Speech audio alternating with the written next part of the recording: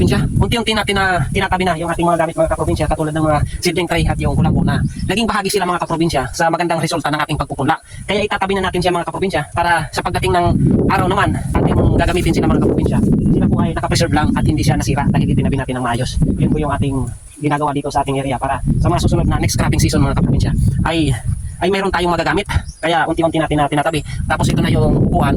Ito naman mga kaprobinsya, hindi na natin ito tatanggalin dito para may silungan tayo dito sa tuktok ng bundok. Yung tinanggal ko lang mga kaprobinsya, yung mga tapos na natin na gamitin mga kaprobinsya.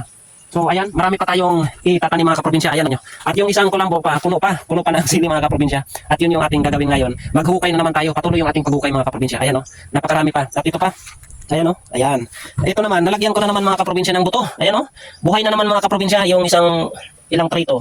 4, nilagyan ko na naman. So napakarami pa pala. Dapat pala hindi na ako muna nagpunla kasi napakarami. Ayan mga kaprobinsya, meron na naman sumibol. At ito, may pailan-ilan. Ayan o, ito pa yung dapat natin na maitanim lahat. Ito, yung mga yan mga kaprobinsya ngayong araw. Kaya tingnan nyo mga kaprobinsya kung gaano pa karami.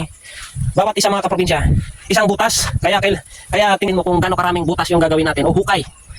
Gaano karaming hukay yung ating gagawin para tayo ay makapagtanim dito mga kaprobinsya. Maraming salamat po sa suporta nyo mga kaprobinsya, sa lahat ng mga kaparmers natin dyan. So shout out po sa inyong lahat, mabuhay po tayong lahat. Bayan po natin ang mundo ng agrikultura. Maraming salamat po. God bless. Peace. Bye. Alright.